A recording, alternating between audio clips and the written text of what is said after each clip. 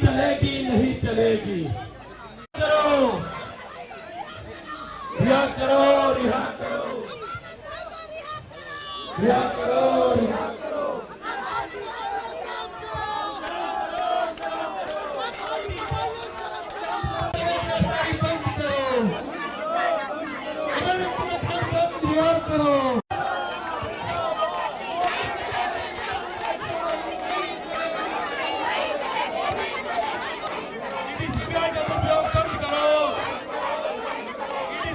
विधायक, बेहद लोकप्रिय विधायक ओखला से अमानतुल्लाह खान को जिस तरीके से अवैध गिरफ्तारी हुई है और लगातार ये देखने को आ रहा है कि पूरे देश में अगर नरेंद्र मोदी किसी एक नेता से डरते हैं तो उसका नाम अरविंद केजरीवाल है। हर हालत में आम आदमी पार्टी को कमज़ोर करना चाहते हैं, उसको नुकसान पहुंचाना चाहते हैं। लगातार ईडी सीबीआई करके फर्जी केस कर करके हमारे लीडर्स को इन्होंने जेल में डालने का काम किया और जहां पर 1 रुपए की भी रिकवरी नहीं हुई, 1 रुपए का भ्रष्टाचार साबित नहीं हुआ, जिसके चलते संजय सिंह हो, विजय नायर हो, आज क्या बोलते हैं मनीष सिसोदिया जी हो, सबको बेल मिल चुकी है। माननीय मुख्यमंत्री अरविंद केजरीवाल जी भी जल्द आएंगे। अब इन्होंने अमानतुल्लाह खान को और विधायकों के ऊपर भी फर्जी केस कर करके ईडी सीबीआई करके ये लोग जेल में डालना चाहते हैं, क्योंकि 2013 में हारे, 15 में हारे, 20 में हारे, 25 में हारेंगे। इनकी औकात नहीं है कि ये जो है सो दिल्ली के अंदर में सरकार बना सके। आखिरी बार भाजपा की सरकार कब बनी थी दिल्ली में? 1993 में बनी थी। 27 साल हो गए, 27 साल हो गए भारतीय जनता पार्टी की सरकार दिल्ली में नहीं बनी है, क्योंकि दिल्ली के लोग इनको अच्छे से जानते हैं। गंदी राजनीति मतलब भारतीय जनता पार्टी, हिंदू मुसलमान करने का मतलब भारतीय जनता पार्टी, और ये गंदी राजनीति का असर होगा। ये चाहे कितनी भी फर्जी केस में ईडी सीबीआई कर लें, जेल भेज दें, लेकिन 2025 का विधानसभा चुनाव में 70 के 70 सीटों पर इनका जमानत जब्त होने के लिए जा रहा है। मैं आपसे यही कहना चाहता हूँ। देखिए, मैं ये बताना चाहता हूँ कि आम आदमी पार्टी के जितने भी नेता हैं, चाहे वो विधायक हैं, चाहे वो एमपी हैं, चाहे वो एमएलए, लगातार भारतीय जनता पार्टी ईडी और सीबीआई का प्रयोग करके हमारे नेताओं को अंदर डालने की कोशिश कर रही है। तो हमारे जो विधायक हैं, माननीय विधायक अमानतुल्लाह खान जी, उनको ईडी के द्वारा गिरफ्तार कर लिया गया, उनको बंद कर दिया गया है। तो हम लोग उनकी रिहाई के लिए यहाँ पर प्रोटेस्ट करने आए हैं कि जो भारतीय जनता पार्टी है सीबीआई के बल पर और आम आदमी पार्टी के नेताओं को परेशान ना करें। देखिए, आज हम बीजेपी की क्रूरता के खिलाफ, बीजेपी ने जो आम आदमी पार्टी के खिलाफ हमारे नेताओं को बंद कर रहे हैं, उसके खिलाफ अमानतुल्लाह खान जी को उन्होंने जो ईडी के माध्यम से उठाकर जेल में डाल दिया, उसके खिलाफ पुरजोर प्रदर्शन कर रहे हैं। आज बीजेपी आम आदमी पार्टी अरविंद केजरीवाल से डरी हुई है, इसीलिए कभी अरविंद केजरीवाल जी को, कभी मनीष सिसोदिया जी को, कभी सत्येंद्र जैन जी को, कभी विभव जी को, कभी पार्टी के किसी नेता को, और अब उन्होंने अमानतुल्लाह खान जी को जेल में डाल दिया। और जबकि इनके पास कोई एविडेंस नहीं है, कोई सबूत नहीं है, कोई चार्जशीट नहीं है, जबरदस्ती किसी को भी उठा के जेल में डाल रहे हैं। आम आदमी पार्टी इसका विरोध कर रही है और हम मोदी जी को और बीजेपी को कहना चाहते हैं कि अगर आप में हिम्मत है तो आप चुनाव लड़के जीत के दिखाओ।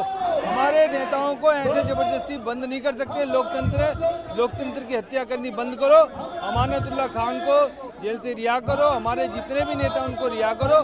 और मैं बता देना चाहता हूँ, माननीय सुप्रीम कोर्ट ने जब मनीष सिसोदिया जी को बेल दी तो उसमें कहा कि आप किसी भी व्यक्ति को 17 महीने तक बिना किसी एविडेंस के, बिना किसी मनी ट्रेल के, बिना किसी सबूत के जेल में डाल रहे हो, ये कानून व्यवस्था का दुरुपयोग है। और उन्होंने मनीष सिसोदिया जी को जमानत दे दी। मुझे पूरा विश्वास है जल्दी अरविंद केजरीवाल जी को भी जमानत मिलेगी और पूरा विश्वास है अमानतुल्लाह खान जी को भी। ये जो उन्होंने अघोषित तानाशाही लगाई है उसमें भी इनको जमानत मिलेगी। हमें सुप्रीम कोर्ट पे बहुत विश्वास है। और आम आदमी पार्टी बीजेपी का ऐसे जघन्य अपराध के लिए जो बिना किसी वजह आम आदमी पार्टी को लोगों को जेल में डाल रहे हैं उसका जो विरोध करते हैं। पूरी दिल्ली की जनता बीजेपी से नाराज है और इस बार आम आदमी पार्टी को वो 62-70 में से 70 सीट दे के जिताएगी। और दिल्ली की जनता जानती है कि अरविंद केजरीवाल और आम आदमी पार्टी के साथ ये जो जितना भी घोर अपराध चल रहा है, जितनी भी ये तानाशाही चल रही है, वो जल्दी बंद होगी। आज जो हमने प्रोटेस्ट किया अमानत भाई को लेकर के, जो अमानत भाई के साथ में अत्याचार लगातार ईडी कर रही है, बार बार छापे मार रही है। उनके घर में एक सीनियर सिटीजन है, सासू माँ, जिनकी बहुत बुरी तरीके से तबीयत खराब है। अमानत भाई ने, उनके पूरे परिवार ने बार बार रिक्वेस्ट किया कि इनको अभी छोड़ दिया जाए, क्योंकि घर में मरीज है जिसको कई दिन तक वो आईसीयू में रह के आया, लेकिन नहीं सुना गया। जैसा कि हम आपको बताना चाहेंगे कि अमानत भाई को 1.5 साल पहले से बीजेपी वालों ने ऑफर किया था कि आप बीजेपी ज्वाइन कर लो और हम आपके सारे केसेस को खत्म कर देंगे। अमानत भाई ने जब इनकी बात नहीं सुनी, जब ये लगातार दबाव करते रहा, ईडी के थ्रू दबाव करते रहा, ईडी के अधिकारियों ने तक बोला अमानत भाई को कि आप बीजेपी ज्वाइन कर लो, आप सारे केसेस खत्म हो जाएंगे।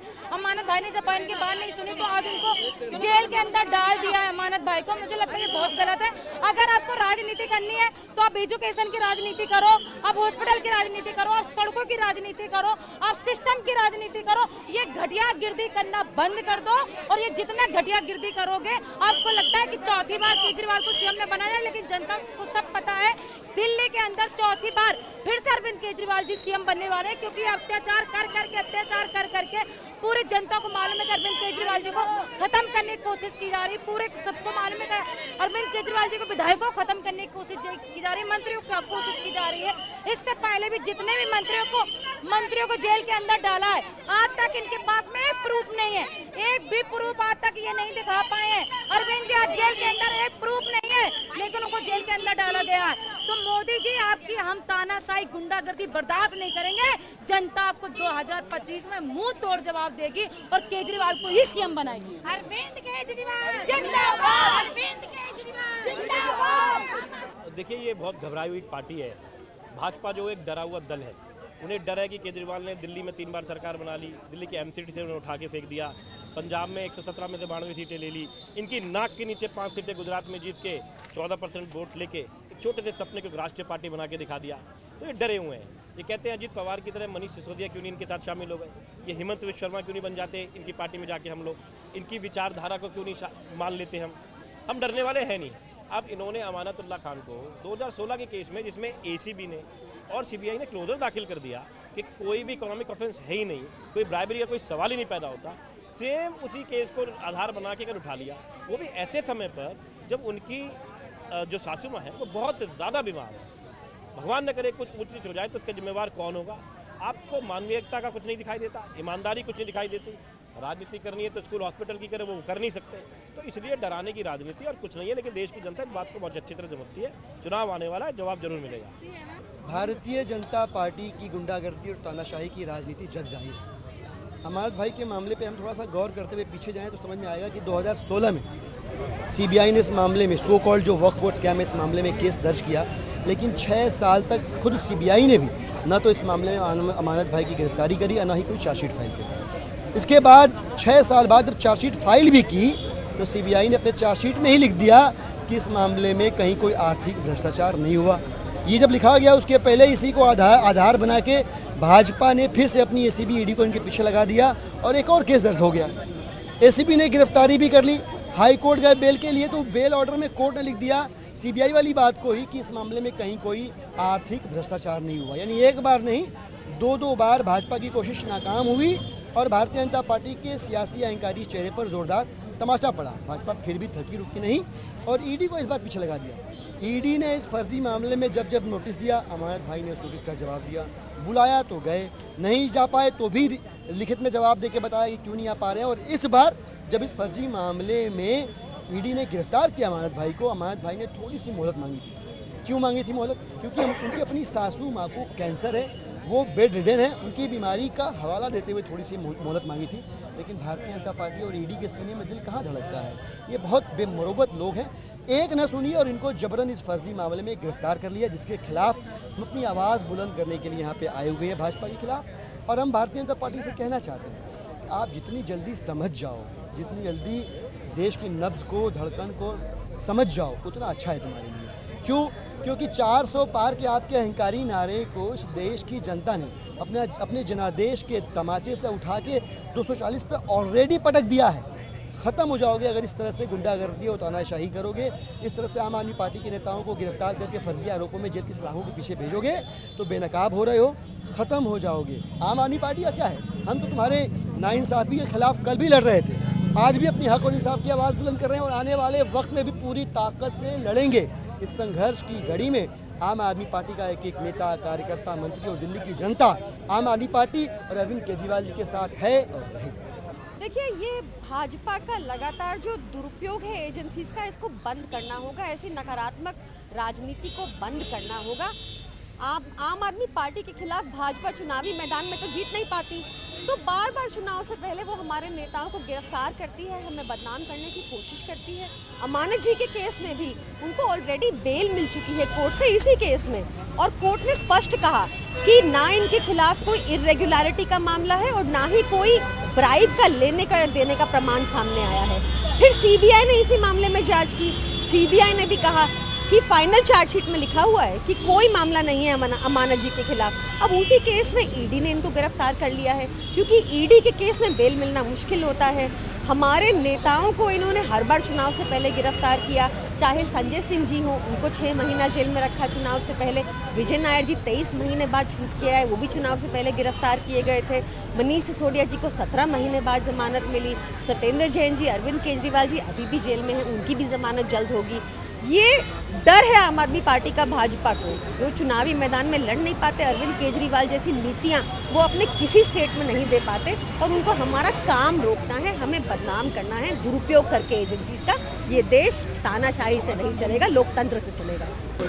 ये सब वही चल रहा है, द्रोह की राजनीति जिसे आप बोलते हैं। इसमें कोई तर्क नहीं है, कोई प्रमाण नहीं है, सब के ऊपर झूठे केस लगाए गए हैं और सबको छोड़ा भी जा रहा है। अब अमानतुल्लाह साहब को भी जल्दी ही छोड़ दिया जाएगा। कोर्ट केस में ही हमें तंग करना चाहते हैं और तो कुछ है नहीं। इनफैक्ट जो कम से कम जानकार इंसान है वो भी ये जानता है कि ये इसमें कोई तथ्य, कोई बेस, कोई सब्सटेंस नहीं है, और इसीलिए हम आज यहाँ प्रोटेस्ट करने आए हैं कि बिल्कुल तानाशाही चल रही है, अपनी मनमर्जी चल रही है। सारे नियमों को ताक पे रख के ये लोग अपना शासन चला रहे हैं, जिसके बारे में हम लोग बहुत चिंतित हैं और हम चाहते हैं कि आम जनता को भी पता चले कि किस तरह का ऑपरेशन चल रहा है।